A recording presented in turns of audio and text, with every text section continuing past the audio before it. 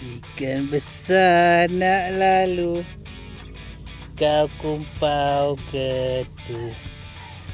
Ikan besar nak lalu, kau kumpau ketu. Video ini dibawakan oleh LD Analyst. Deposit lebih pantas dan mudah kini berada di Malaysia dan Indonesia.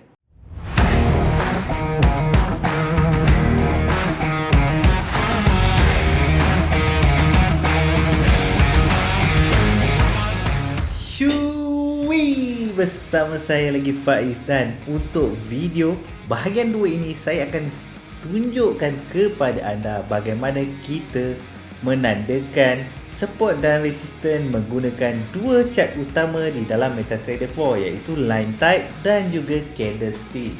Ini sangat penting kerana memberikan anda entry yang lebih sharp dan SL yang halus. Tanpa membuang masa, mari kita ke bahagian 2.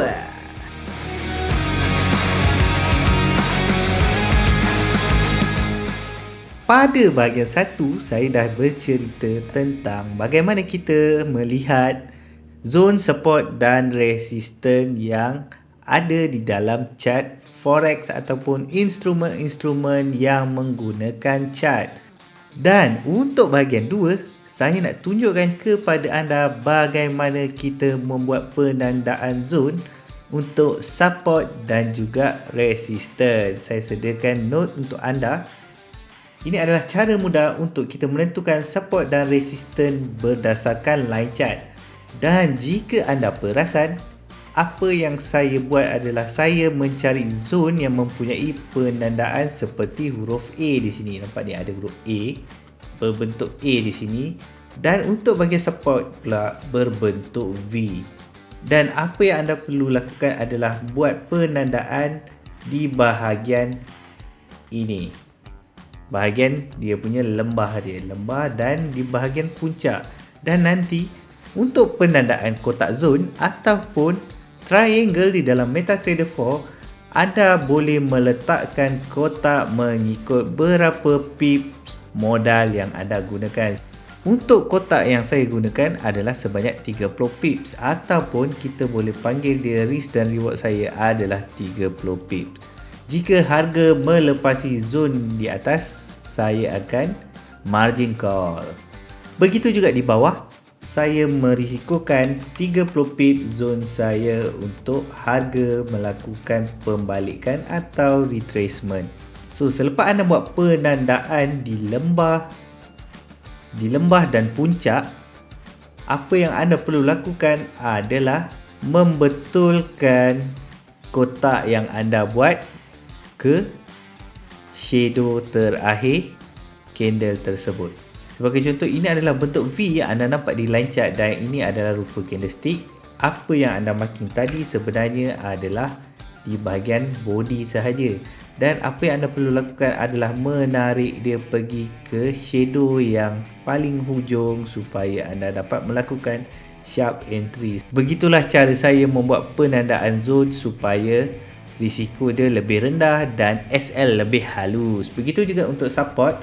Jika anda lihat, sebenarnya ini adalah body di line type, dan apabila harga memasuki ni macam ni rupa di line chart, saya hanya perlu alihkan kotak yang saya lukis di line type dan saya pergi sharpkan ke shadow yang berhampiran. Ini sangat berguna kepada anda kerana dapat mengurangkan risiko kerugian dengan lebih banyak. Dan sekarang kita pergi ke trading view. Ini adalah GBP NZD, dan apa yang pertama sekali kita perlu lakukan adalah mencari apa yang kita panggil sebagai A di dalam market. Dan kedua, apa yang perlu kita lakukan adalah melakukan kiraan pips mengikut risiko modal yang kita sanggup hangus. Sebagai contoh dekat sini, so saya buat kiraan kat sini. Jadi macam mana kita nak buat price range di sini, kita boleh nampak di sini ini adalah sebanyak 21 pips. Nampak negatif 21, tapi apa yang saya buat adalah saya nak buat tadi jadi 30 pips. Okay, so saya dah buat kiraan sebanyak 30 pips. Baiklah, saya dah buat note sedikit kat sini supaya anda mudah faham. Pertama, kita mencari A dan V di line chart. Kita ambil zone ini sebagai kita punya reference dan market sekarang tengah berjalan. Jadi apa yang perlu kita lakukan adalah kita dah buat ni 30 pip punya zone dan kita membuat penandaan di kawasan sini. Dan untuk support kita buat di bahagian sini. Okey. So saya tukarlah warna dia yang ni kepada support kita buat warna biru dan resistance kita buat warna merah. Okey. Selepas kita membuat penandaan zone di support dan resistance, apa yang perlu kita lakukan adalah pergi ke candlestick chart. Dan kita nampak di sini ada shadow yang berlaku dan di sini pun ada shadow. Seperti yang saya tunjuk tadi adalah apa yang perlu kita lakukan adalah mengalihkan zone yang kita buat tadi ke shadow yang terdekat. Dan di sini adalah shadownya. Ini shadow.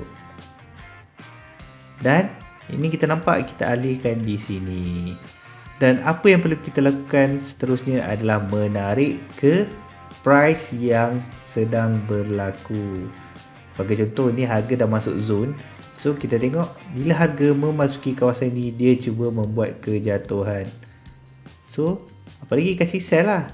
So untuk support di bahagian sini pula, kita buat penandaan. Ni macam saya bagi cantik sikit. Saya tarik pergi ke sini. Dan apabila harga berada di sini, dia akan cuba membuat kejatuhan di sini, dia akan cuba berpatah balik. So ini adalah 3 tips penting untuk anda membuat support dan resistance di dalam pasaran forex. Ini adalah tips untuk melihat kekuatan support dan resistance pada jenis time frame yang digunakan. Jadi saya klasifikasikan kepada 2 time frame, iaitu major time frame H4 sehingga monthly dan juga minor time frame M1 sehingga H1. Time frame lagi besar, lagi kuat kekuatan support dan resistance dia berbanding dengan minor time frame. Jangan lupa buat garis zone untuk SNR menggunakan horizontal line. Ini sangat penting kerana anda dapat memastikan support dan resistance anda itu lebih daripada 2 sentuhan. Kerana sentuhan yang lebih daripada 2 akan memberi kekuatan kepada validity, support dan resistance anda. Tips mudah yang ketiga adalah melakukan penandaan di line chart dan tajamkan zone anda di candlestick seperti yang saya tunjukkan sebentar tadi. Baiklah, ini adalah time frame daily untuk Euro USD dan apa yang perlu kita lakukan, ini adalah harga semasa. Apabila kita menarik menggunakan horizontal line, kita akan nampak beberapa sentuhan yang berlaku. Sama baris ataupun lebih kurang panjangnya. Di sini kita nampak di sini ada 1. Di sini ada lagi 1 sentuhan yang lebih kurang dan di sini pun ada berapa pips ni Ini pun boleh consider juga.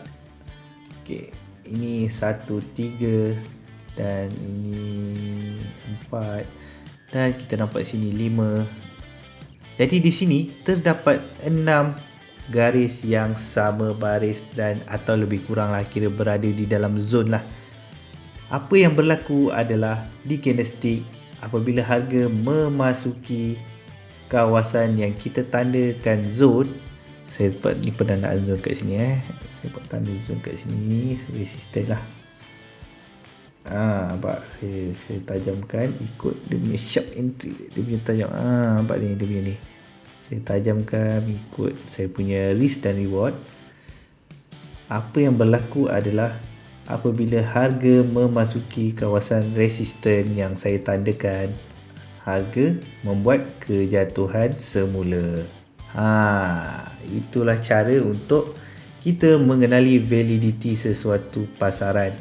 Pentingnya kita menandakan zon-zon yang besar iaitu daily dan H4 kerana time frame kecil akan membuat pembentukan di time frame besar dan semestinya time frame lebih besar akan direspek oleh time frame yang kecil ini. Untuk newbie, saya mencadangkan anda menggunakan H4 dan daily sebagai anda punya daily zone ataupun kita panggil dia sebagai zone harian anda. Membuat mapping ataupun penandaan zone di semua jenis pair yang anda ingin entry. Dan anda perlu gunakan weekly dan monthly untuk melihat pergerakan trend sama ada dia menaik ataupun menurun. Jika anda tak tahu harga nak naik ke turun, saya ada sediakan video di bahagian atas ini supaya anda dapat refresh balik apa yang saya tunjukkan tentang cara bagaimana kita melihat trend di dalam pasaran. Baiklah, itu saja perkongsian saya untuk bahagian 2 ini. Semoga memberi manfaat kepada anda. Dan jika video-video saya banyak membantu di dalam trading anda, bantu saya dengan 2 klik saja. Klik butang like dan subscribe. Kita jumpa untuk bahagian yang seterusnya. Ada banyak lagi. Korang relax saja.